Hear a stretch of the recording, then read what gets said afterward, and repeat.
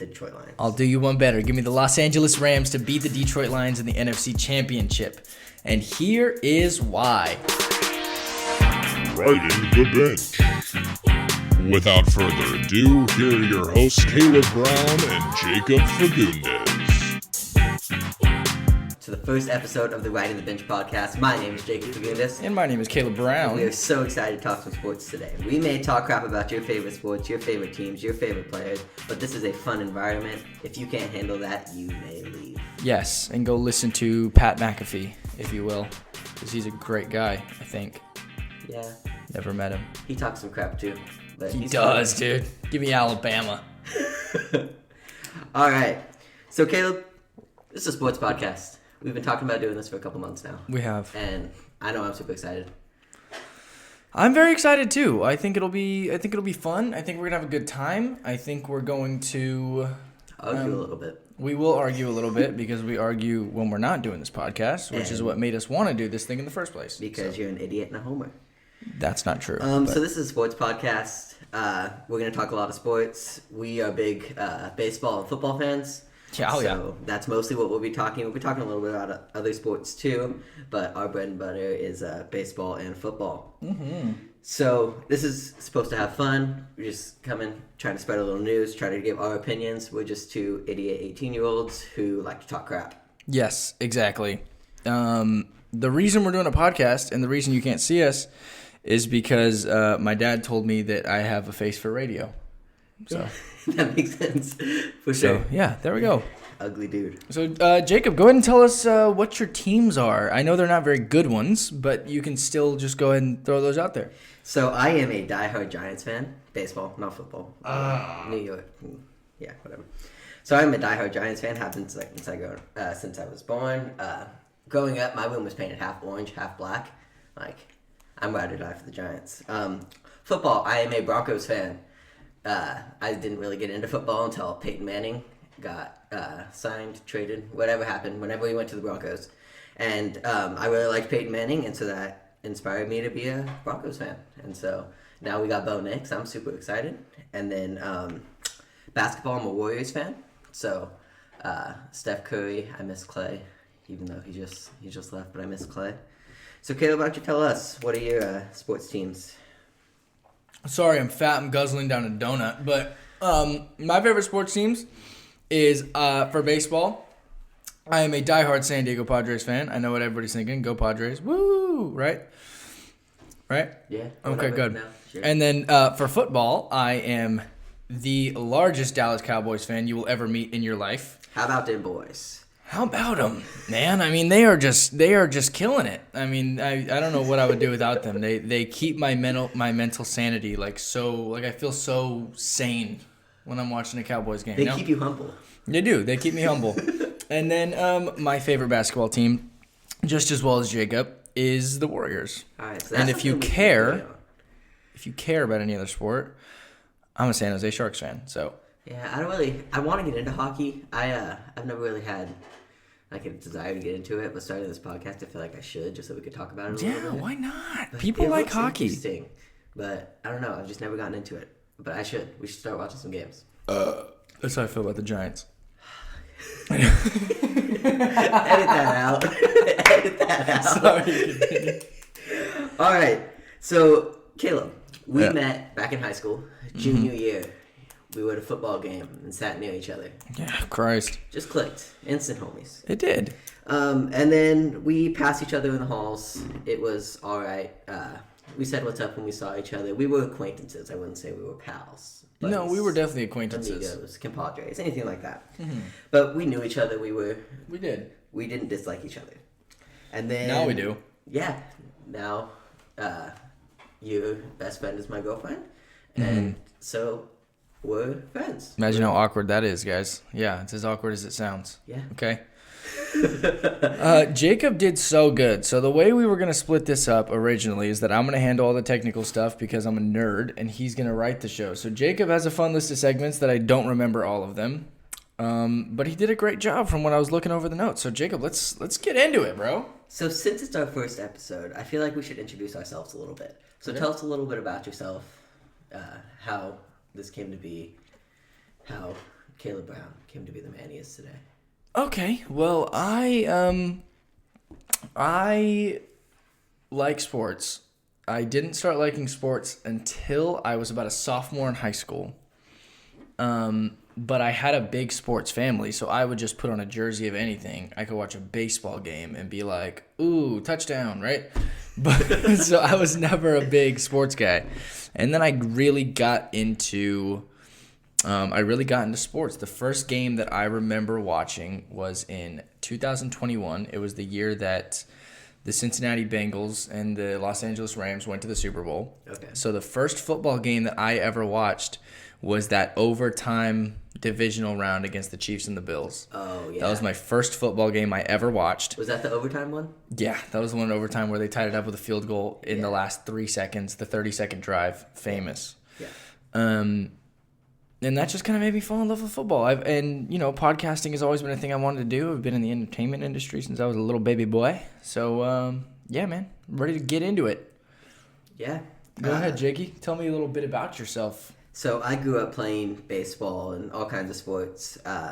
Baseball year-round, all-stars, travel ball, everything.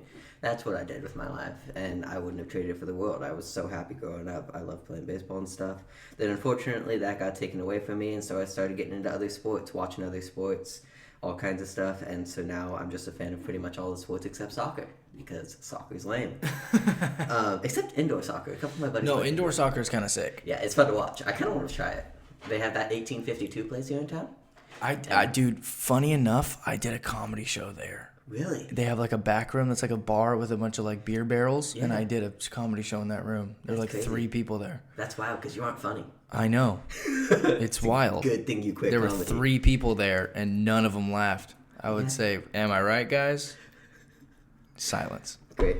That's great. So yeah, we talk a lot of sports. I feel like every time we end up together, we end up talking crap about some sort of sports. Oh, yeah. When we play video games, we go at it. Yeah. Although, we were playing college football 25 the other night, and I put a whooping on this kid right here, dude. Like, it was actually intense what I did to you.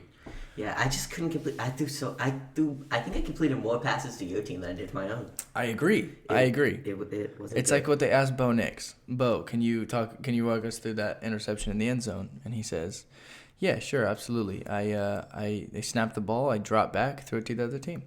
Yeah, but It's as simple as that. Quarterback. Yeah, he's all right. So yeah, we're super excited to do this podcast. Riding the bench. The name Riding the Bench. So What a dumb name. I was thinking about it, and I'm like, what would be a good name for a podcast, a sports podcast? And I just thought, Riding the Bench has a good ring to it. And people might ask us, well, why is it Riding the Bench? Like, is there any background behind it? And I was thinking about it, I'm like, well, I should probably come up with a story. But to be honest, no, I just thought it sounds cool. But the story that I came up with was, while you're riding the bench, which I did a lot during high school baseball. Thanks, Riddle. Thank you, Coach Riddle. I talked a lot of sports. Coach Chuck, he's the old man, he's the grandpa of the coaching staff. We would just sit there and talk sports the whole time, all of his old man stories. He was connected to every sport, every team somehow, some way. Dude's never met a stranger. But while I was riding the bench, I would talk about sports. And so that was the story I came up with, even though really the idea just came into my mind and I thought it was cool. And it gave us a cool little audio piece for our intro. If you heard it, it goes, Riding the Bench. Sounds pretty sick. It you is know what I pretty mean? cool. Yeah, Caleb cooked that up. Thank you. He's a technology guy. Yeah, I'm a know whiz. what I'm doing. All right, so we have a few segments. First off, let's get it going with our current events. This is a sports podcast. We want to talk about the things going on in sports. And nothing's bigger than football right now. It's the playoff season. Things are getting exciting. So why not start off with some football? Let's start with your favorite team, Caleb. The Dallas Cowboys. Let's start with the disaster in Dallas. What is the problem? Is it Jerry Jones? Is it Mike McCarthy, who they just fired? What's the problem there? Here's the thing. I think the real problem of the Dallas Cowboys is Jerry Jones. Because Jerry Jones, I mean, it's not like that's some novel idea that nobody's ever heard. No, Jerry Jones is absolutely the problem. But the main reason he's the problem is because I don't think Jerry Jones genuinely cares for the team's success. I think as long as the Cowboys are leading the league in money because the Cowboys are the richest team. Although they might not have the most cap space, the team is worth $4 or $5 billion. Yeah, absolutely. As long as we are at the top and we're being talked about, it doesn't matter if he's getting negative publicity. If Jerry Jones is being talked about, that's a win for him. Yeah. So I think that he is more focused on the publicity on him. I don't think he minds being called the Dallas dumpster fire. I don't think he minds that at all. I don't think Mike McCarthy was the problem. Do I think firing Mike McCarthy was a good idea? Yes. Mm-hmm. But I don't think he was the problem. I think firing Mike McCarthy was a way for Jerry Jones to actually take a step in the right direction. I think firing Mike McCarthy is a way to give the team a fresh start, which is exactly what we needed. We just need a fresh start. I don't care who the next head coach is. That's a lie. Yes, I do. But like Mike McCarthy was there for a long time. Mike McCarthy's not a bad coach. That is a Super Bowl winning coach. He took the Green Bay Packers and Aaron Rodgers to a Super Bowl. Absolutely. It was a great game. He's a phenomenal coach. But we just need to change the scenery. It's been the same way for way too long. Yeah. And before you ask me, no, Dak Prescott is not the problem. Well, that was going to be what I was getting into. Yes, I think Mike McCarthy, the firing was whatever. He'll get a job somewhere else. I think he's a good coach. I think he's going Jerry to the Bears. Jones is a part of the problem. But when do you move on from Dak Prescott? Dak Prescott has 9 seasons in the NFL, 5 playoff appearances, and only 2 playoff wins. What do? He's proven that he's a good regular season quarterback, but he can't get it done when it matters. He was injured most of last year. So when do you move on? When do you draft that rookie quarterback and say, this is our guy, this is who we're going to go with? Or when do you move on to Cooper Rush? Because Cooper Rush did solid for you guys this season. Not really. Not really. He did solid for us. He did solid for us last season when Dak, stubbed his pinky. And then Cooper Rush came in and won, I think, 9 straight games. Yeah. He did great. This season, Cooper Rush came in and did not look like Cooper Rush. But I do think that part of Cooper Rush's issue this year was Mike McCarthy. But Cooper Rush did not do all that great this season. I don't have the faith in Cooper Rush. In fact, I saw more.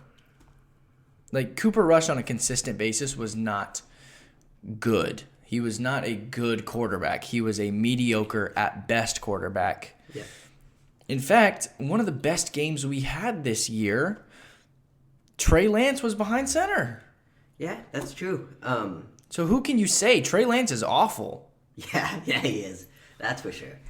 But, so, I think Dak Prescott is a great regular season quarterback, but should he be the starter in Dallas? I don't think so. I think you guys can go out and get a Jimmy Garoppolo or one of these other backup quarterbacks, and he will do just as good as Dak Prescott and get it done when it matters. Jimmy Garoppolo has proven that he can get it done when it matters. So why not go out and get him and give him a chance, since Dak Prescott obviously can't get it done when it matters? Well, there's a lot of quarterbacks that have proven that they can get it done when it matters. One of them being Aaron Rodgers. But Aaron Rodgers won a Super Bowl in 2010, 2011, and where's that gone since? Yeah. Since then, he is Dak Prescott. That's a good point. He's Dak Prescott since then. He's gone to the playoffs, and he craps the bed every time he goes. Yeah, absolutely. So I think Dak Prescott, there have been a lot of quarterbacks in the NFL that go to the playoffs, make all these playoff appearances, and then don't go to the Super Bowl, and they choke in the playoffs more consistently than Dak does. And Dak is still the one catching all the strays for it. I don't know if anyone does it more consistently than Dak. I don't know. But while we're on the topic of Aaron Rodgers, I want to call up my best called shot in my entire life. So when Aaron Rodgers signed with the Jets, or was traded to the Jets. Oh, wait for this.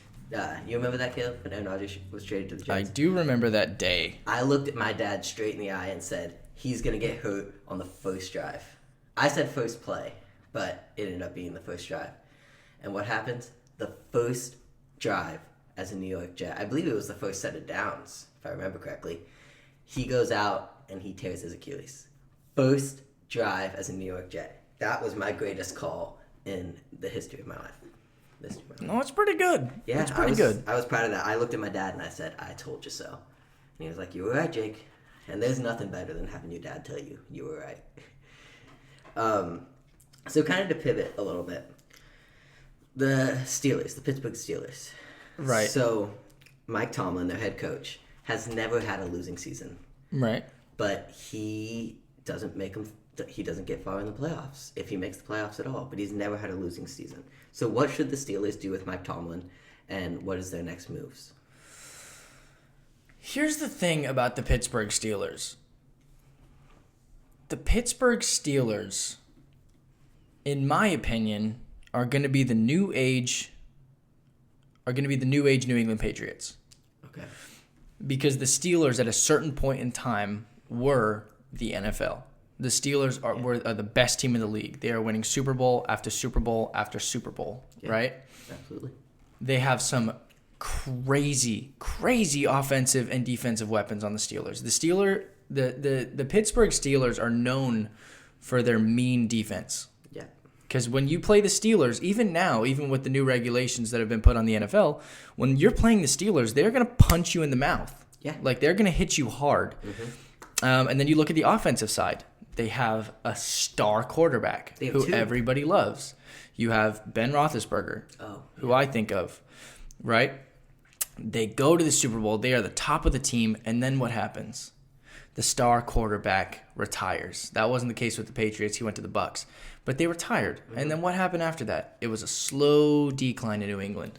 And they kept making the playoffs, but they weren't making it. Yeah. Right? So I think it's going to be that same slow decline that we see. Mm-hmm. But do you think that a couple seasons after Ben Roethlisberger retired, they should have let go of their head coach? I don't think so. Do you think the Patriots should have let go of Bill Belichick after Brady went to Tampa? No, I don't think so. But I think that was a different situation too, because Ben Roethlisberger isn't Tom Brady. Tom Brady's the greatest quarterback of all time. And I feel like that's undisputed. That's a fact at this point. So I don't think they should get rid of Mike Tomlin. I think he's a great head coach. Bill Belichick, since we got on the topic of him, Bill Belichick proved after Tom Brady left that Tom Brady made Bill Belichick. Bill Belichick wouldn't have been the man he was without Tom Brady. And Tom Brady could have been Tom Brady anywhere. He proved that when he went to the Bucs and won a Super Bowl. I think at that stage in his career, he could have been Tom Brady at any point. But I don't think you have Tom Brady without Bill Belichick. I don't think you have 7 Super Bowl rings, or the 6 that he won with the Patriots, and the greatest quarterback of all time. I don't think he would have become the greatest quarterback of all time without Bill Belichick. Yeah, I don't disagree with that. I don't disagree with that at all. I think you're right on that. Because I think Bill Belichick... Because you have to remember, Bill Belichick is the guy who gave Tom Brady a chance. That's true. He's the one who put him in. And, I mean, you don't really know. You have a lot of... Because I think they had, 3 quarterbacks at the time that Tom Brady started, Tom Brady being one of them. Yeah. But I think he was a third string, and he was a rookie out of Michigan. And when Drew Bledsoe goes down, you put in Tom Brady. That's taking a shot on Brady. Yeah. And Brady then becomes Tom Brady. And he wasn't that good at first. He was a little bit rocky, and then Bill Belichick let him hit the gas, and then he was off. Yeah. So in my personal opinion, I think Bill Belichick made Tom Brady, but he developed Tom Brady into a point that wherever Tom Brady goes, he can play. Okay. Bill Belichick just gave him his wings over those years that they were together with the Patriots. Okay. I don't disagree with you on that. I think that's pretty spot on. You mean? So back to the Steelers. Mike Tomlin. I think we're both in agreement that Mike Tomlin shouldn't go anywhere. He's a good head coach. I agree. So now let's talk about their quarterback situation. They have 2 great quarterbacks. Well, I don't like Russell Wilson, but that's for personal reasons. My Broncos. But that was a lot. We'll talk about that in a little bit. But they have Russell Wilson and they have Justin Fields. Who do you start? Who do you sit? What's the situation there? Here's the thing. I don't think after their season, after the season they had this year, I do not think you should bench Russell Wilson. I think Russ played out of his mind this year. I agree. I completely agree. I thought this is the closest we've seen to Seahawks Russell Wilson since he was on the Seahawks. Unfortunately. Like, he played out of his mind this year. Yeah, he did. He played really well. But Justin Fields is good too when Russell Wilson's old.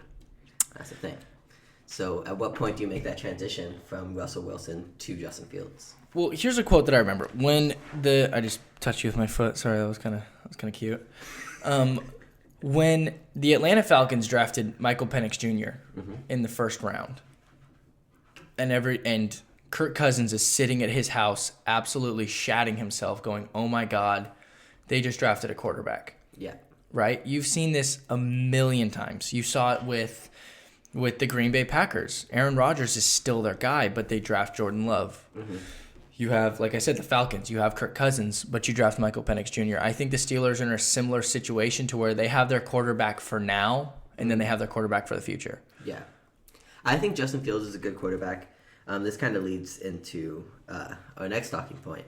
But Chicago, man. Chicago is what I have it written down on my notebook. Chicago, is it a quarterback's hell? Yeah, I think so. I think Chicago is where quarterbacks go to die. Yeah, I think Justin Fields is a great quarterback. I think he has the potential. But especially right now for Caleb Williams, that O-line is just awful.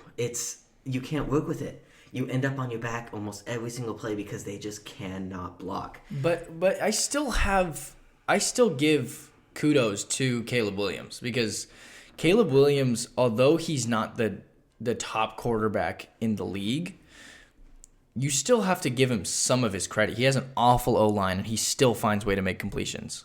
Yeah. He finds these ways, and he does what he did in college. He gets out of the pocket, and he makes it happen. He completes passes. But I guess that's just what comes with being the first-round pick, is not being the best. I think it's always a second-round pick. We saw the same thing with Bryce Young being first overall and C.J. Stroud being second. Yeah. In this case, Jaden Daniels is second. Yep. You know, and I just think Daniels is, in my opinion, second place for Rookie of the Year. not a chance. He won in the playoffs. But All right. But honestly, I think Caleb Williams had the chance to be a little bit better, not too much better, but unfortunately he got screwed and got drafted by Chicago. But I do think Chicago is where quarterbacks go to die. But who knows? They're going to have a new coach coming in. They have Matt Eberflus gone after that awful game against the Lions. That was horrible. And yeah, in fact, the Bears are in very, very, very close communication and having a lot of good conversations with Mike McCarthy at the moment. Yeah, I think Mike McCarthy would be a good fit there.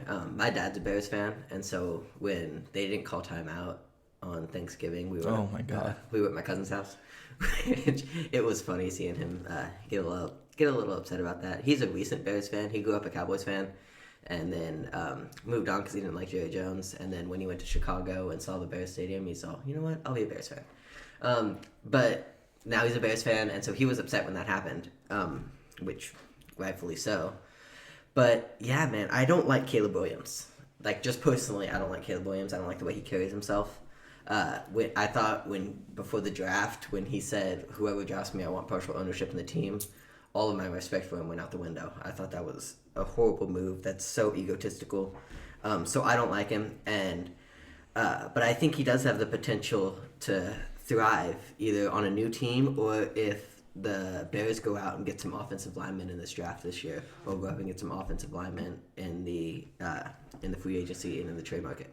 Yeah, I think so too. I think absolutely. The thing about Caleb Williams is, of course, he's going to be like that. I mean, think about it. He's known as, coming into the league, everybody was like, okay, this kid is flashy. Like, the way he plays football, he scrambles. He makes these throws that look damn near impossible.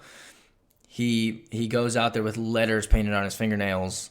Like, he's a showman. Absolutely. So I don't think all of that was necessarily real, but I think it's more of him trying to grab that media attention to come towards him. But I do think it comes off as egotistical, but how can you not be when you got drafted first overall in the NFL and you're known for being that flashy guy?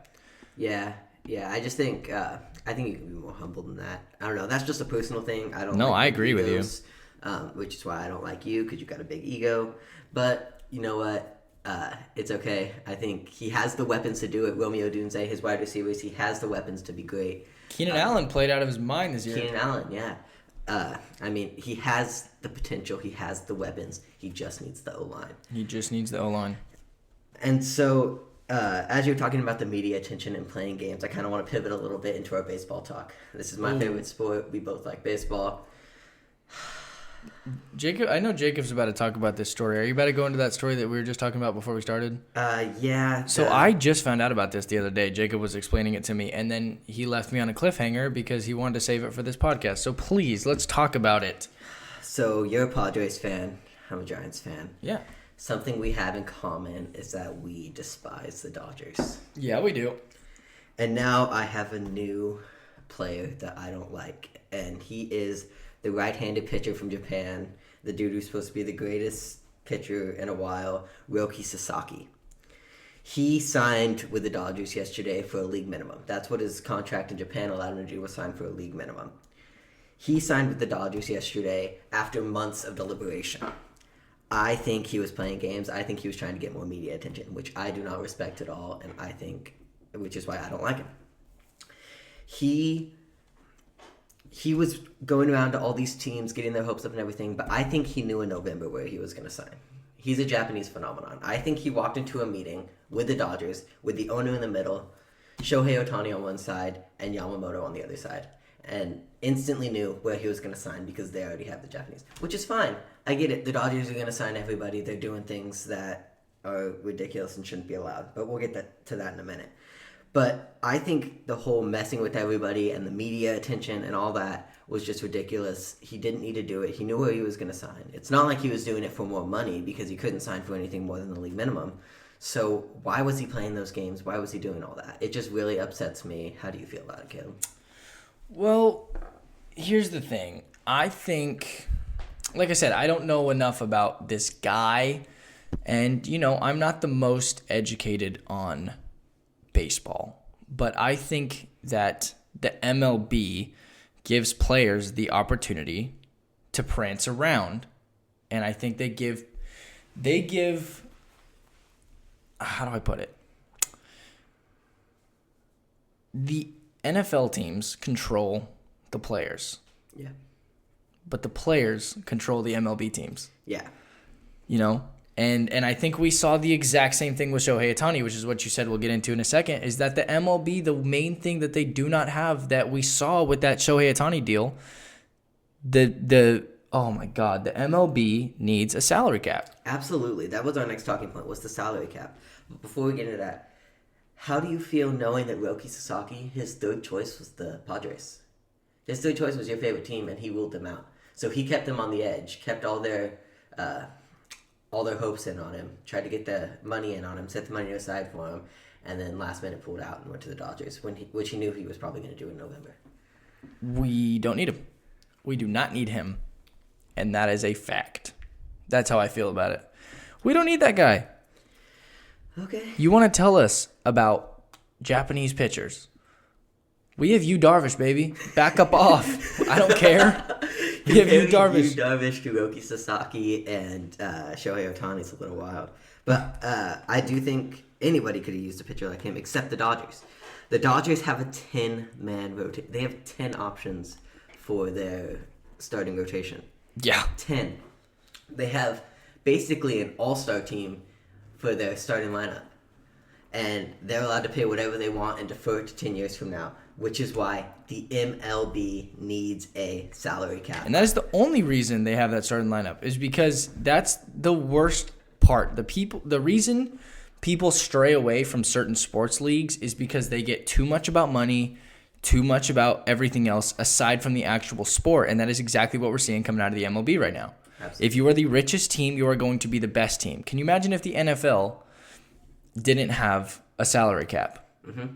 The Dallas Cowboys would be 15-time Super Bowl champions. Absolutely, because they have the most money. Exactly, which is awful. And especially as a Padres fan, I hate you, Dodgers. If you're listening to this, kick rocks, please, and thank you.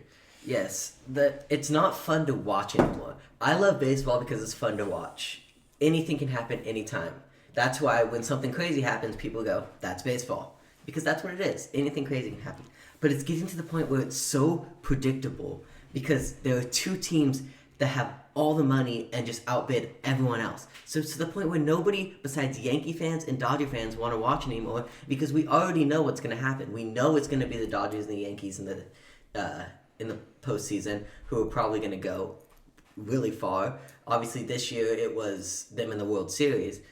freaking Aaron Judge dropping that ball in the 5th inning. That was brutal. That was some funny memes on New Year's Eve. People watching, instead of the ball drop in Times Square, people watching Aaron Judge drop the ball on at midnight. Those were some great memes. Those are some of my favorite ones. I didn't even know that. Yeah, it was pretty great. But it's not fun to watch anymore. Baseball isn't fun to watch for us Giants fans, us Padres fans. Like, all these other teams, all these small market teams who still want a chance to compete, it's not fun to watch because we don't get any of those good players. I mean, Willie Adames was a big pickup for the Giants this offseason, and I'm super happy about that. He's a great shortstop. He's a great player. But we couldn't go out and get someone bigger because we couldn't afford it. The Dodgers were going to outbid us. And we don't want to defer our payments 10 years from now because I think that's just bad business. I think building a team now and then paying for it 10 years from now is just bad business. Why not pay for it now and not have to pay the consequences in 10 years? Exactly. I agree. So, anyways, salary cap, I think we both agree that we absolutely need one. 100%. But the thing is that the Players Association. Baseball has the strongest Players Association, and they're never going to go for it, which is why I think they need to take some power away from those guys. Because nothing's going to be done to help even out the playing field until that Players Association is their power is lessened. Because right now they won't go for anything. If they don't agree, then they won't do it. And they'll never go for a salary cap because they want all the money in their pockets. Which I don't blame them. But make it about the game. Still have fun. That's why some of my favorite players are the players who just go out there and have fun. I mean, Shota Manga with the Cubs, he's one of my favorite players because he goes out there and he just has a good time and he's a good dude. Brett Phillips, I don't know if you remember him. He played for the Rays. Mm-hmm. When he went out there and pitched as a position player, he was one of my favorite players because he just went out there and had a good time. What these guys need to realize is that they're getting paid lots of money to play a children's game.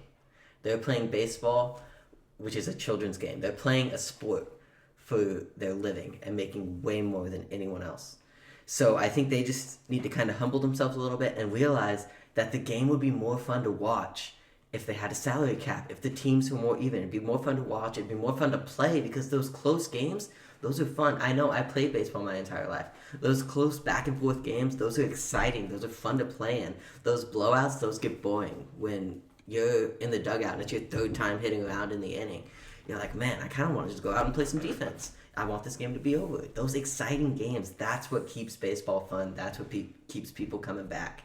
And so I think we need a salary cap, and that needs to go into effect as soon as possible. ASAP, Rocky, baby. All right, so our last little baseball thing. I know we are just in January.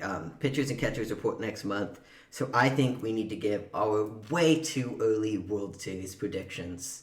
Okay. Caleb, what do you have? And don't say the Padres. Let's be realistic. I am going to be realistic and say the San Diego Padres. Here's why. Because I said from Game 3 of the Dodgers-Padres series that whoever wins this series is going to win the whole thing. Okay. Do you think that's too far-fetched? That whoever were to win the Padres-Dodgers is what I just said.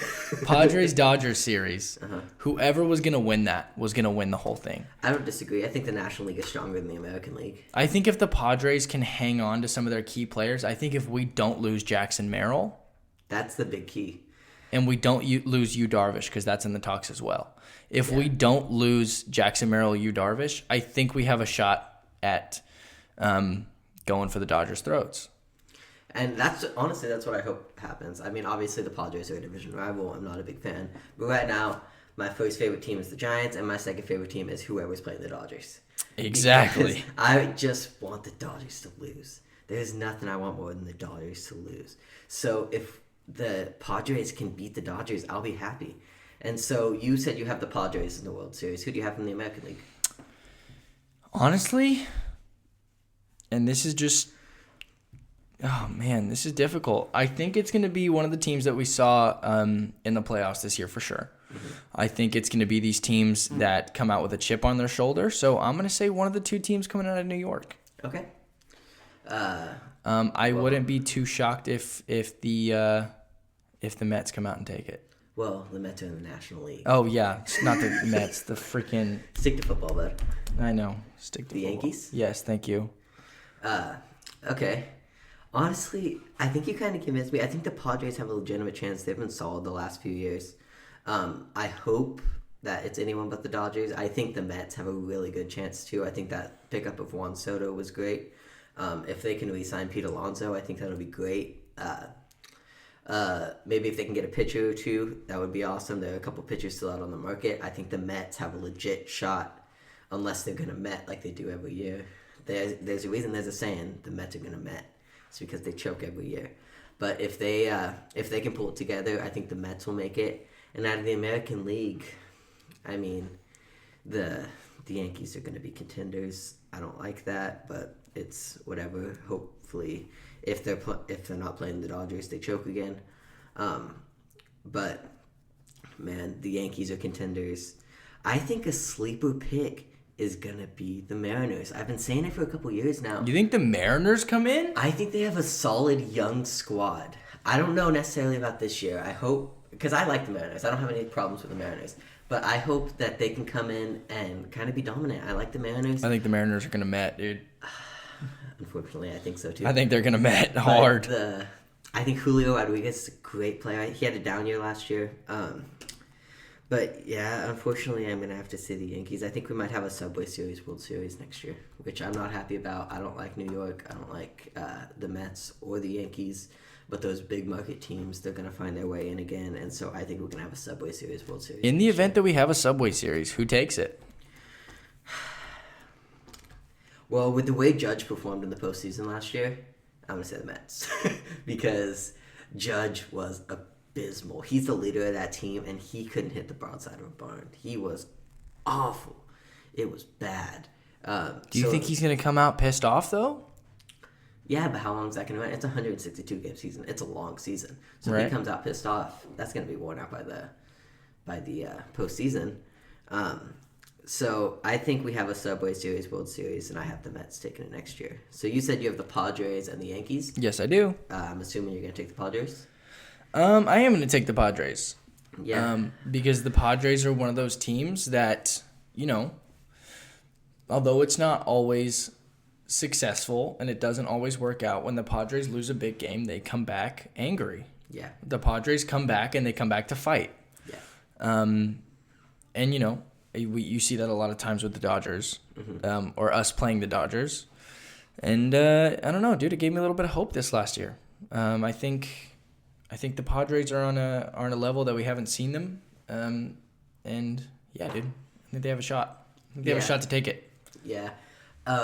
Another sleeper pick coming out of the NL West, the Diamondbacks, man. Ooh, They've been God. dangerous the past couple of years. And while I was thinking, while you were talking about the Padres, I'm like, man, the Giants finished in 4th place, and it's because the Diamondbacks are solid too. I mean, Diamondbacks are a great team. I think that's another solid pick, and anyone who could beat the Dodgers is up there for me. Who else did really good this year? Didn't the Phillies do really good this year? They were solid, yeah. I'm trying to think of American League teams, but really the only one that's standing out is the Yankees, the Orioles. The Orioles are a sleeper pick. They're good. Yeah. They're young. They have the talent. You know what? I'm changing my pick. I think it's going to be a Mets-Orioles World Series, and the Orioles are coming on top as the 2025 World Series champions. I think so. Adley Rutschman, Gunnar Henderson, they're young. They're hungry. Corbin Burns in that starting rotation is the ace. I think they're good. I got the Orioles winning it all in 2025. Okay. All right. All right. Let's put some money on that. Moving on. This will come out probably on Tuesday, I think we decided. Yes. So at this point, the playoffs will have already happened. Yes. Or the divisional round will have already happened. Yes, but we're going to talk about college football right now. We're going to talk about college football. So the national championship will happen on Monday, so you will know if we were right or not. But we are going to give you our predictions for the national championship between Notre Dame and Ohio State, our predictions for the winner, and our score predictions. So, personally, I'm rooting for Notre Dame. I want Notre Dame to take it all the way. I got a couple buddies from South Bend, Indiana, and they're big Notre Dame fans, so I'm hoping they win for them. Shane Gillis, our favorite comedian. Yes. Big Notre Dame fan. He came out with a video today in a church. It was pretty funny. Go check that out on ESPN. But I'm hoping Notre Dame wins, but if I had to predict it, I'm going to say Ohio State. Ohio State took down Oregon, who in my opinion was the best team in the nation. It's just so hard to beat a team twice, which is why Ohio State beat them so heavy-handedly. So I'm going to have to say Ohio State's going to beat Notre Dame. That's not what I want, but I think Ohio State's going to beat Notre Dame 35-21. 35-21. Okay, you see, I can't really tell where I'm at there because I also think Ohio State's going to win. Because here's the thing. You have Notre Dame, who has shown this year to be an extremely dominant team. Mm-hmm. They've been extremely dominant. What's their record? Notre Dame, they have 1 loss. They have 1 loss. Yeah, Ohio State has 2. Exactly. So you have Notre Dame, who has shown to be this extremely dominant team in the season. Notre Dame's only loss was to NIU in week 1. That was their only loss. They haven't lost since week 1. Exactly. So they have shown to be an extremely dominant team this season, and they have shown that they have grit and they have the power to win games. I had Penn State beating them, and Notre Dame defied the odds. But then you turn around and you look at the other side of the field. You have Ohio State. Ohio State is hot right now. Yeah. Ohio State is hot right now. So I don't think I can't tell where we're at, dude. Is it gonna be a game that is gonna stay close and it's gonna be a battle and they're gonna win by a field goal, or maybe a field goal and a touchdown, maybe a light two-score game? Yeah. Or is Ohio State gonna do what Ohio State does and blow them out of the water? Which I don't want to see, because that's not the point of a championship. In a championship, you do not want to see a blowout. Yeah. One of the most boring Super Bowls I ever watched was the Patriots Rams. No, that was not a blowout. But that was a boring game. But one of the Super Bowls that I did not enjoy was the Tampa Bay Buccaneers versus the Kansas City Chiefs. Yeah. Because it was a blowout. Mm-hmm. So I think if it's going to be close, give me Ohio State. I think they will win by either a field goal or a light 2-point or a 2-possession game. Do you have an exact score, or just you want to say that field goal? Oh, here's the thing. I see this game being more defense than offense. Okay. I do. So, gosh, it's going to be difficult. Yeah. I didn't think about the score prediction ahead of time. I just threw one off the top of my head, to be honest with you. But, hey, if I'm right, I'll take it. Do you just want to say a field goal? Yeah, I'm just going to say a field goal. I think it's going to be somewhere. Oh, wait, no. Give me Ohio State winning 24-20 or 27-24. 27-24? Yeah. All right, so we will check back up on these predictions next episode and see how wrong we were. Good luck, Ohio State, but good luck, Notre Dame. Yeah, I mean, I'm hoping we're very wrong, and I hope Notre Dame comes out on top. And they both got 2 fan bases that are pissed off and ready to play some football. That's what I love about college football, aside from the NFL, is that there's none of this. There's not so much contract buildup. There's not so much worry about if you're going to get an extension. You have to play so good this year or else you're going to get traded away. No. These are just angry fan bases, a lot of young players who are ready to go out there and play some football and make a name for themselves and really show what they're about. That's what I love. So I think it's going to be a great game. Mm-hmm. Good luck, boys. Have a freaking good one. Yeah, absolutely. And I think Ohio State this year is a failure if they don't beat Notre Dame on Monday. They lost to Michigan. Which has to be frustrating. I mean, losing your rivalry game in such a historic rivalry like that, you know the players are mad. There was a fight after the game. You know the players are mad. You know the fans are mad. This season, I think they think this season's a failure if they don't go out and beat Notre Dame on Monday. And so I think they're going to be playing hard. I think they're going to give it their all. It's a national championship. So I think we both think Ohio State's going to win, but we're both rooting for Notre Dame. I just tried a maple bacon donut for the first time. It's just changing my life. I went and got donuts before we recorded this morning. And Caleb's never had the maple bacon donut from one of our local places. And it's magical. He told me, I called him yesterday, and I'm like, what kind of donut do you want? He's like, well, I'm a maple donut guy. I'm like, all right, well, let me put you on to the greatest invention ever. And so he just tried a maple bacon donut, and he's going crazy. And I love it. All right. So we want to have a weekly segment on this. If you're a sports fan, you've probably heard of the game Start, Bench, Cut, where you're given 3 players and you have to start, bench, cut. Unfortunately, it's the playoffs. I mean, it's not unfortunate, But we want to do this and kind of adjust it to the playoffs. So we can't do the 3 players. We're going to do 4 players from each league. And instead of start, bench, cut. Ow. Sorry, continue. Instead of start, bench, cut, we're going to adjust it to start, bench, practice squad, cut. Because we have 4 players, 4 in each league. So let's start off with the AFC. Oh, God. This one's going to be so hard, though. Why'd you have to start with the AFC? It's so difficult. In the AFC, start, bench, practice squad, cut, we have Patrick Mahomes versus CJ Stroud and Josh Allen versus Lamar Jackson. Start, bench, practice squad, cut. Who do you have? Okay, I know you're going to get mad about it. But you don't. But when the thing is, when you're in the playoffs, in the way you are right now, who is the number 1 quarterback that you can trust in the playoffs? Because me personally, watching the playoffs, I can't put total faith into Josh Allen or Lamar Jackson to win a Super Bowl. I just can't yet. Because they have shown time and time again that they can't get there, although they are incredible quarterbacks. Put a lot of faith in those refs. So I'm going to start Patrick Mahomes. All right. I'm going to start Patrick Mahomes because he makes it happen in the playoffs. Mm-hmm. And then everybody's going to say, oh, well, the refs are on his side. What about the last 2 years? Patrick Mahomes won 2 Super Bowls by not going for blowouts, not doing anything crazy, just winning football games and winning when it mattered. So I'm going to start Patrick Mahomes.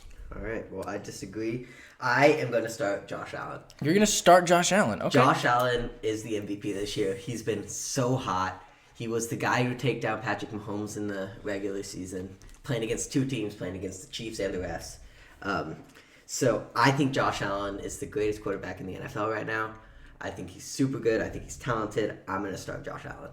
All right. I like that. Bench? What's next? Who am I going to bench? Who's going to be your backup? I am going to bench Josh Allen. Okay. I'm going to bench Josh Allen. Mm-hmm.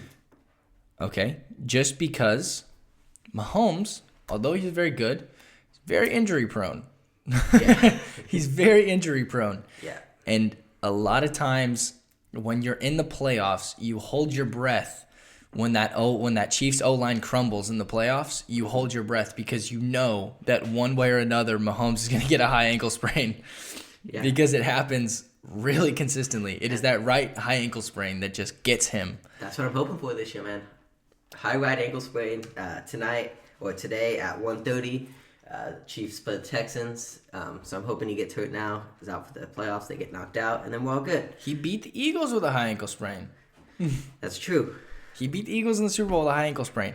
Now, I do think that call at the end of that game was unnecessary, but I don't think that was the refs favoring the Chiefs in that game. Okay. I think they saw pass interference on that, which I could have seen, but I don't think it was a big enough deal for you to call it. You know what I mean? Mm-hmm. Like that last play of the Super Bowl with the Eagles, they called a pass interference that put the Chiefs right up there and ready to win that game. But anyway, I'm going to bench Josh Allen. Okay. I'm going to send Lamar Jackson to the practice squad. Okay. The reason I'm going to send Lamar Jackson to the practice squad is because there's not a chance in hell I'm going to cut Josh Allen or cut Lamar Jackson. That's a good point. But the thing about Lamar is famously known for his legs. Mm-hmm. Lamar is fast. He can run. Yeah. He can do so many things. And this year, he's really impressed me with his passing game. Mm-hmm. But I think this is one of the only seasons that we've really seen him dominantly pass the ball. So he's going to go to the practice squad and he's going to learn a little more passing. And I think Derrick Henry is a big contributor to that. He doesn't have to rely on his legs so much because he has Derrick Henry in the backfield with him. That guy is so good. Derrick Henry is so good. Absolutely. So he doesn't have to rely on himself so much. And that's a nasty weapon when you don't know on those option plays if Derrick Henry's going to take it to the right and just absolutely blow through the entire defense, or if Lamar Jackson's going to speed around everybody on the left. I mean, that's what keeps these defenses guessing. But I actually have Lamar Jackson benched. So I have starting Josh Allen, benching Lamar Jackson. You're sending Patrick Mahomes to the practice squad? Lamar Jackson is runner-up and MVP for me. I agree. He's been so good. For his entire career, he's been a running quarterback who passes sometimes. But this year, he kind of pivoted a little bit with that He's a addition. passing quarterback who runs. With that addition of Derrick Henry. He's a passing quarterback, and he proved this year that he can get it done passing. And so when he does that and he plays to his best ability, I want him on my bench, which means I am sending Patrick Mahomes to the practice squad. And you're cutting C.J. Stroud, because so am I. Yeah, at least we're in agreement there. But Patrick Mahomes, man, he's had so much help from the refs this year. And I know you disagree with me on that. I don't disagree with you. I just think that the fact that the NFL wants the Chiefs to get the three-peat just for the storyline is pure conspiracy theory. Oh, 100% it's conspiracy. It is totally conspiracy theory that everybody's looking way too far into it. There is no storyline that the Kansas City Chiefs are paying the refs. There is not a chance that the NFL is giving the Chiefs this help to win football games to get them to the three-peat. You want to know why? Because that is a federal crime. I didn't say anybody's paying the refs. I didn't say that. I'm saying they have who they want to win. You cannot rig a football game, though. It is a federal crime because of sports betting. The Chiefs have 10 wins this year by 1 touchdown or less. Or a touchdown or PAT or less. By 7 points or less. They have 10 wins this year by a touchdown or less. And how many of those games were pivotal calls? I sat down and watched 2 minutes of a Chiefs game. They got a crucial holding call that got them a first down. And then they got on second down. And then the third down, they couldn't convert on third down. It got to the fourth down, and all of a sudden, a late flag comes out, pass interference. It got to the point where you could predict when a flag was going to be thrown. You can't tell me that there's not some sort of input saying, oh yeah, the Chiefs need to get this. They want Mahomes to have the three-peat. It's going to be hard to get him the 8 to beat Brady. The 8 rings to beat Brady. They have to get him the three-peat, which is why they're going to do everything they can to get him the three-peat this year. They want him to get that three-peat. They want him to win the Super Bowl this year. Why would the NFL want the guy that everybody hates to win the Super Bowl? If they really wanted to sell and they wanted to make a great storyline, they would have given the Super Bowl with the ref calls to the Baltimore Ravens or the Buffalo Bills. The most known name in football. In sports, pretty much, is Patrick Mahomes. Yes, people who like football, people who watch football do not like Patrick Mahomes. I do. Except for you. I do. And I know a lot of people that like Patrick Mahomes. But for the most part, Patrick Mahomes is like the Dodgers of the NFL. A lot of people don't like him. He is the biggest name in football. People know Travis Kelce because he puts these small indie singers like Taylor Swift on the map. But people know Travis Kelce because he's dating Taylor Swift. Who do you associate with Travis Kelce? Patrick Mahomes.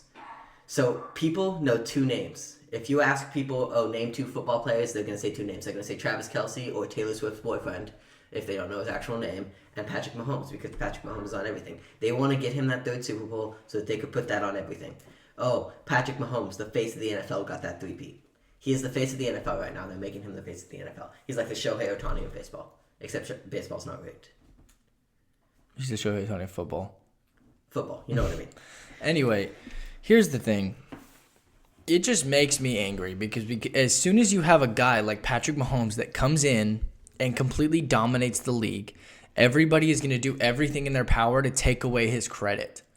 Everybody's going to take away his credit. I'm not a Chiefs fan, but that is Patrick Mahomes. Patrick Mahomes is one of the most talented quarterbacks we have seen since Tom Brady. Absolutely. I think Patrick Mahomes is the best quarterback in the league. I don't think he needs the help to win football games. I think he needs the help to win Super Bowls. Now, you use the stat that the Chiefs have won 10 games with a touchdown or less this year as a point to prove that it's crucial calls. But tell me one time that you saw the Kansas City Chiefs win a blowout game. Yeah, they don't win blowout games. They've won a few blowout games this year. Let's look. I have it pulled up right here. They don't blow teams out of the water. No, not necessarily. They got blown out by the Broncos in Week 18. Oh, with their 3rd strings? True. Man, that was fun to watch. Even with the 3rd strings, it was fun to watch. You just like beating the red jerseys. Yeah. Beating anyone with the Chiefs label on it. They don't win blowouts. They keep it close. They don't, but that is what they're known for. The best teams in the NFL are going to blow out teams, which is why I think the Lions are the best team in the NFL. Really? Why are they not winning Super Bowls? Well, they're rebuilding. They're just building up. They made it to the NFC Championship last year. I think this is their year. We'll get to our playoff predictions here in a little bit. So I think we're in agreement that we need to move on. We're going to talk about Mahomes all day. People are going to get bored. No, I hear you.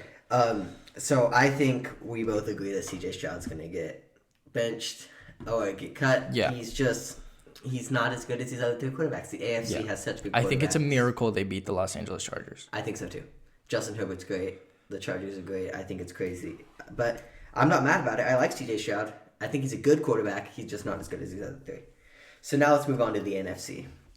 So you have the Lions, the Commanders, the Rams, and the Eagles. That means you have Jared Goff, Jaden Daniels, Matthew Stafford, and Jalen Hurts in start, bench, practice squad cut.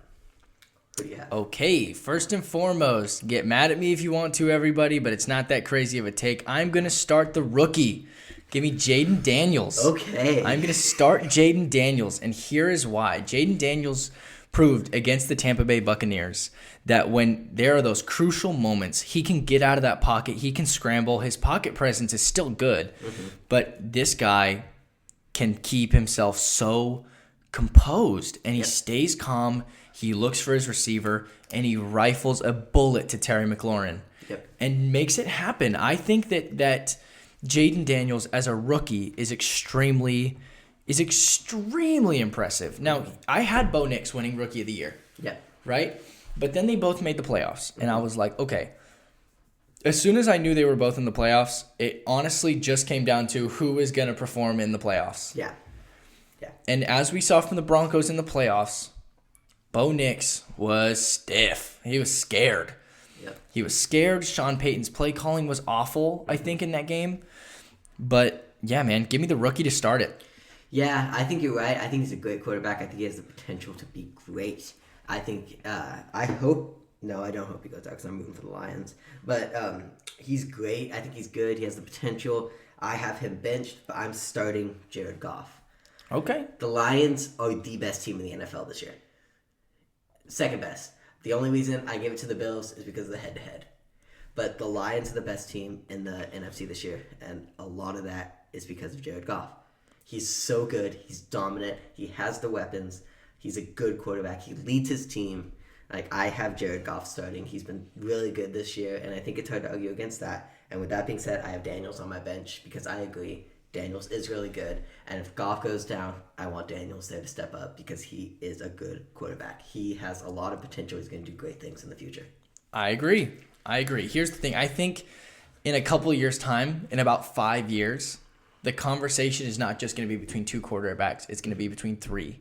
They're going to say, who are the most dominant running quarterbacks that we have seen? I think in no time, if Jaden Daniels keeps performing the way he's performing, everybody will say Lamar Jackson, Michael Vick, and Jaden Daniels. Absolutely. Because Jaden Daniels, in my opinion, we've seen some, I think he's been neck and neck with Lamar. Like, we've seen a lot of things from Jaden Daniels this year that has been pretty close to Lamar. Yeah. I think only because Lamar has had the help from Derrick Henry. Yeah.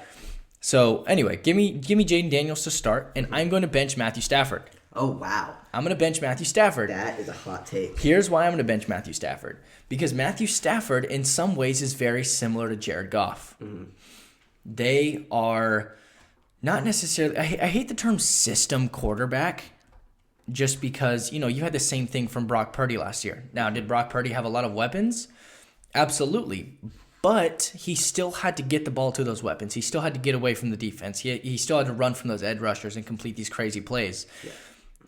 And, Jared Goff is not the most flashy quarterback. He's not the most impressive quarterback, right? But he gets it done where he needs to. Matthew Stafford is the exact same way. Matthew Stafford does exactly what he's supposed to do as an NFL quarterback with a little bit of added talent. I think that Matthew Stafford is more talented than Jared Goff, and I think Matthew Stafford can get out of that pocket easier than Jared Goff. I think his pocket presence is better, and I think as soon as Puka Nacua is open, he can just get that ball to him in any way, shape, or form. His sidearms, his bullets, anything that Matthew Stafford can do to get the ball to an open receiver, he is going to do it, and he's going to do it with style. So that is why I am benching Matthew Stafford. Yeah. While we're on the topic of Puka Nacua, man, I'm mad at that guy. I drafted him first overall in my Dynasty Fantasy League this year. And he got hurt in week 1, and he got suspended. And, like, he just sold the season for me this year. But it's a Dynasty League. We'll bounce back next year. But anyways, I think it's the opposite. I think Jared Goff's a little bit more talented than Matthew Stafford, but I see where you're coming from. So far you have Daniel starting and Stafford on the bench. Practice squad, you're probably going to disagree. You're going to have him cut. But give me Jalen Hurts. I think Jalen Hurts is a great quarterback. He's proved he can get it done in the playoffs. I think he's talented. He can run. He can pass. I mean, his weapons, he's got A.J. Brown, Devontae Smith. I think Jalen Hurts is a great quarterback. I think he has the potential. So I am going to practice squad Jalen Hurts. Okay. I am going to practice squad Jared Goff. Just because I'd like Jared Goff to get a little bit more mobility. I'd like Jared Goff to make some more difficult throws, which is what I see a lot from Matthew Stafford. The sidearm throw, as you know it right now, is because of Matthew Stafford. Yeah. I think Matthew Stafford makes these incredibly difficult throws with pinpoint accuracy. So I think I just want Jared Goff to go to the practice squad with a little bit of that, with that hunger to be more like Matthew Stafford. Because although they don't really act like it, I mean the fans do, but those two don't really act like it. Those are rivals right there. Yeah.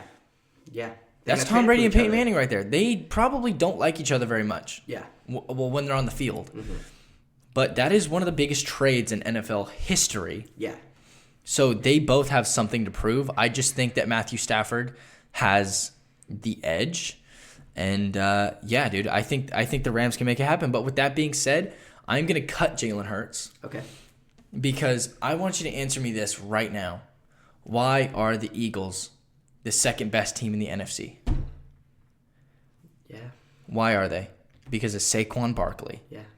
I think that Jalen Hurts has not been very impressive this year. I think he's done exactly what Jared Goff and Matthew Stafford do, and that's just do what he needs to. But if you think about it and you watch some football games, Jalen Hurts does not have good pocket presence. Yeah. Like, he does not stay in that pocket. And he scrambles out, and he puts way too much trust on that O-line that sometimes crumbles and sometimes screws him. I just think he is not composed enough to be on my practice squad. Yeah. I think the same thing about Matthew Stafford, which is why I cut him. Just the Rams haven't been too impressive this year. I haven't been impressed with their play. I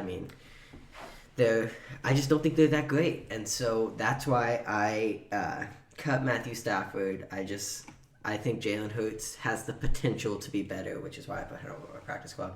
But those two are interchangeable. I don't disagree with the fact that you cut Jalen Hurts. I could have gone either way with them. I just think Jalen Hurts has more potential than Matthew Stafford. Right. So now moving on to kind of our last thing of the episode that we want to talk about, our Super Bowl predictions. What we think, or our playoff predictions. What we think will happen this weekend, and then what's going to happen next weekend in the divisional rounds, and what's going to happen in a couple weeks with the Super Bowl. Well, not in the divisional round, the championship round, and then the Super Bowl. And I want your MVP guesses for each team. All right. So, we'll go through and we'll talk about each who we think is going to make it first, and then if each team makes it, who we think will win the MVP. All right. Here's the thing. I am not going to guess score predictions just because we've seen in the playoffs this year that you have no idea. It's hard to tell. So let's start off with the first game we have is the Kansas City Chiefs versus the Houston Texans. Yes. That is a very easy pick. I think everybody can agree on that. Give me the Kansas City Chiefs to win this game tonight. Unfortunately, yes. I don't want it to happen. I want the Texans to beat them. I just don't think C.J. Stroud and the Texans are strong enough to beat the Chiefs and the refs together, and so I'm going to also take the Kansas City Chiefs. So I think we agree on that. So let's talk about the other AFC game, the Bills and the Ravens. This is going to be a good one. This is going to be the game of the year, baby. This might be the game of the decade. Yeah, I think whoever we'll get to that in a minute. But yeah, the Bills and the Ravens, I think it's going to be a good game. It's the two MVP candidates. They're going to be strong. They're going to come out firing. Both teams are really good. But I'm going to take the Bills. The Bills are the best team in the NFL. They're the strongest team. They've been on fire. I mean, it's hard to go against the Bills right now, and so I'm going to take Josh Allen and the Bills. And I'm with you on that. Here's the thing, though. Both of these quarterbacks really, really, really need this game because we are now at the point that their legacy will lower after this season. Whoever doesn't win that game, it will be another. And over time, they will just develop into that Dak Prescott conversation of, you know what, they are freaking phenomenal quarterbacks, but they just can't make it happen in the playoffs. They just can't do it. So I think they both need this game extremely bad. But and the thing is, they both want revenge on the Chiefs, man. So they both want to take it, and as much as it pains my soul, give me the Baltimore Ravens to win that game. Oh, wow. I thought you were going with the Bills. I want the Bills to win, but I think it's more realistic to say the Ravens just because they have more weapons. I don't disagree. Actually, wait a minute. Don't quote me on that. Give me the Buffalo Bills because I forgot that Zay Flowers is not playing on Sunday. Oh, he's not playing? No. I didn't know that. Oh, so, wow. Yes, give me the Buffalo Bills to win that game. Without that weapon, they're not as strong of a team. All they really have is the running game. The other receivers aren't great. So all they have is that option with the Lamar, Derrick Henry. The Bills also struggle. Is going to struggle. The Bills struggle with that rush defense, though, so we'll see. And I also want the Bills to win because I think they have a better chance to beat the Chiefs in the next round. Yeah. So now let's switch over to the NFC. Our first game, we have the Lions and the Commanders. This is man, I thought so much about this game, and I was going to call you about it yesterday, and then I was like, wait, we're recording a podcast, so let's talk to you about it here. I told Jacob, by the way, we're pickleball freaks, okay? So when we go out and play pickleball, we talk and talk and talk and talk. I told Jacob weeks ago, maybe even months ago, I said the sleeper pick of going to the Super Bowl from the NFC is going to be the Tampa Bay Buccaneers. Mm-hmm. The Tampa Bay Buccaneers lost that game to the Washington Commanders, and it shocked me. Yeah. I thought that the only team that was going to be able to beat the Detroit Lions were the Tampa Bay Buccaneers, but the Washington Commanders beat the Tampa Bay Buccaneers. Yep. So I do truly think that the Washington Commanders have a shot to beat the Detroit Lions, although I don't think it's going to happen. I think the Detroit Lions are going to win that game. Yep. But I think if the Washington Commanders win that game, I will not be completely blown out of my mind. Yeah. Because I think if anybody in the NFC has a chance to beat the Detroit Lions, I think it's the Washington Commanders, but give me the Lions to win this game tonight. Yeah, I also have the Lions. I just think, man, they're so good. They're talented. They're the second best team in the NFL. And like I said earlier, I only give it to the Bills because of the head-to-head. They're just good. Their defense is good. Their offense is good.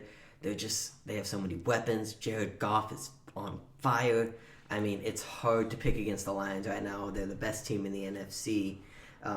That's why they got the 1 seed. So I'm also going to take the Detroit Lions to win that game. My only worry is that we've seen that in the playoffs, Dan Campbell doesn't let his nuts hang. So he kind of pulls back a little bit. He doesn't go for it as much, but I think he might go for it a little bit more after what happened in that NFC Championship game last year. Yeah, I mean, last year I knew they had lost that game, but he didn't go for it and went for the field goal before halftime in the NFC Championship. I mean, he went against what he had been for all year, which was just going for it, trying to get the most points as possible. And when he did that, that's when it was all downhill from there. So I think if he sticks to his guns, if he keeps his balls, then the Lions are going to win that game. Yep. So the Rams and the Eagles. This is going to be an interesting one. Give me the Los Angeles Rams to beat the Philadelphia Eagles because look at how the Rams played in the playoffs and look at how the Eagles played. Yeah. I mean, I get that, but I'm going to go again with what I went in the start bench practice squad cut. I'm going to take Jalen Hurts and the Eagles, but mostly Saquon Barkley and the Eagles, man. He is so dominant. I'm mad at him because I lost my parlay last weekend because he didn't get that touchdown. He slipped with that open field, and I about threw something. He didn't slip, he went down. But there was no one who touched him. He just went down. Yeah, he just went down. I wasn't happy about because that's how I lost Situational football, baby. My parlay. Damn it, Saquon. Yeah. Okay. Give me the Los Angeles Rams to win that football game. Well, I'm going to take the Eagles. I think the Eagles are solid. I think they have the weapons. They have the wide receivers. They have the quarterback. Saquon Barkley is a machine. I'm going to take the Eagles. So. And here's another reason. Mm-hmm. Los Angeles has the largest chip on their shoulder right now. The Los Angeles Rams are playing for the city of Los Angeles right now, which is an inferno. Los Angeles is burning to the ground, and the Rams are playing for them because the city of Los Angeles does not have much to turn to right now except for the Los Angeles Rams and those diehard Rams fans that are looking for some joy.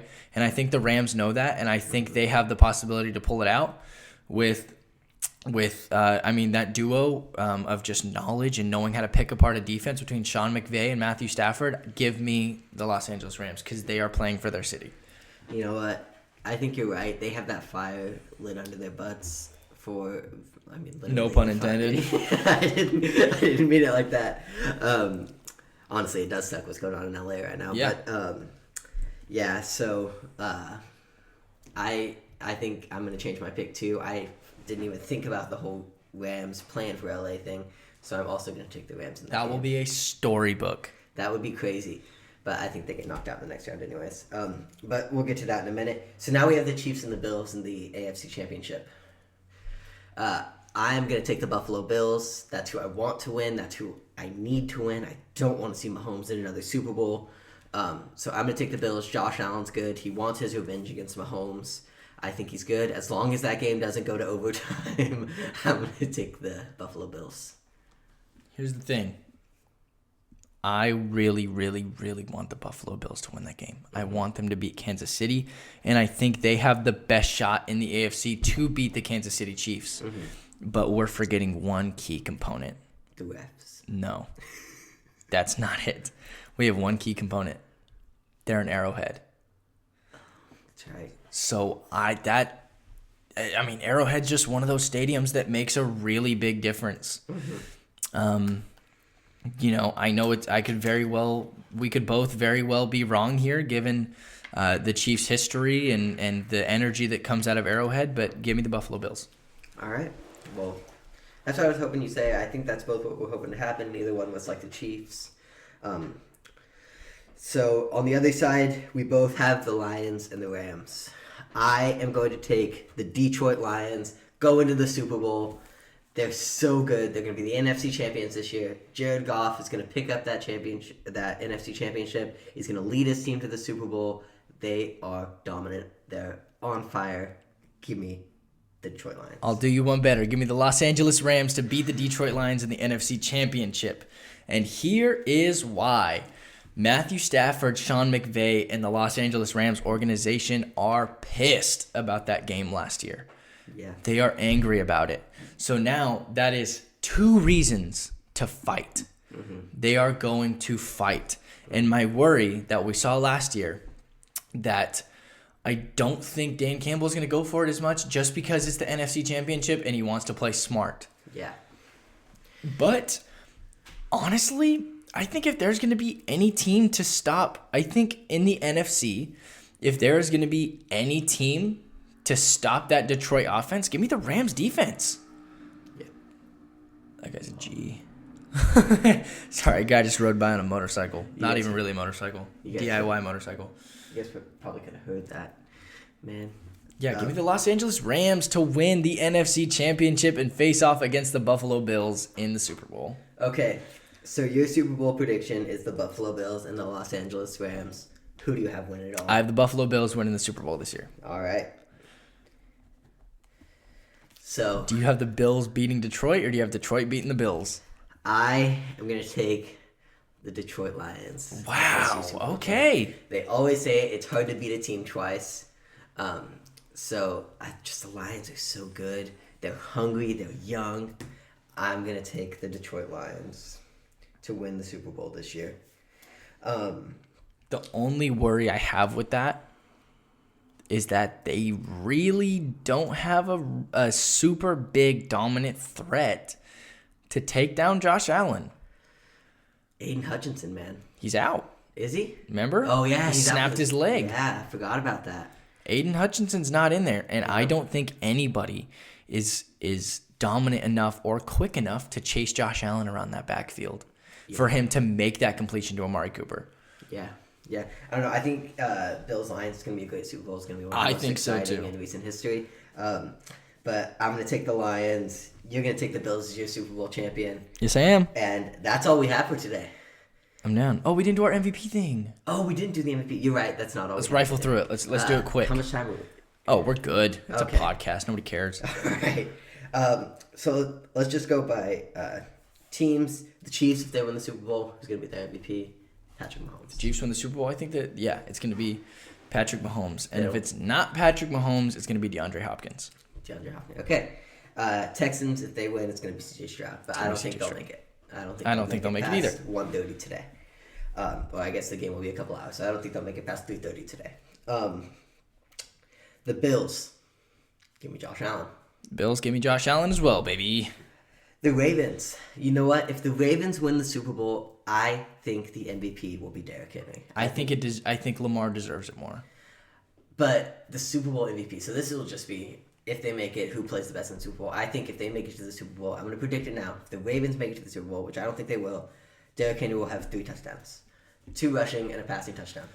They'll have Zay Flowers back at that point, and I think Lamar is going to try and fool that defense. So give me Lamar Jackson to win that. Of course, this is all hypothetical if they make it that far. The Detroit Lions, give me Matthew Stafford. You mean not Jared Goff? Jared Goff, you know what I meant. All right, the Detroit Lions.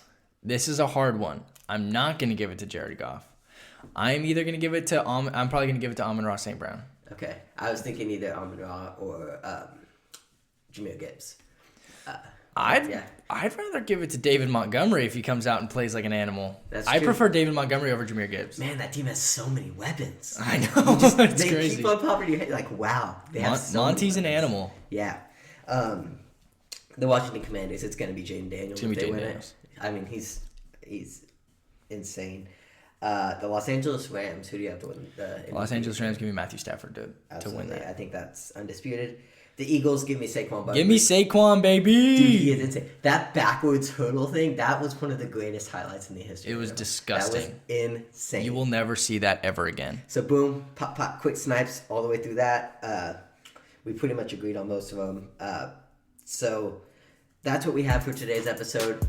I had a lot of fun. I had a lot of fun too, man. First episode, rifled through it. Absolutely. It was long, but we rifled through it. I'm hoping this podcast doesn't go like how Nickelodeon went for Caleb, canceled after season 1. All right. Okay. Yeah, right. We will. We'll see where this goes. We'll see how it. Please follow us on Instagram. The Riding the Bench. It's at Riding the Bench Pod. Someone had already taken Riding the Bench. Follow us on Instagram. We'll be giving you updates. This episode will be coming out Tuesday, so hopefully listen to it on Tuesday. And we plan to drop weekly episodes every Tuesday. I'm Jacob. I'm Caleb. And thank you for listening. Peace out.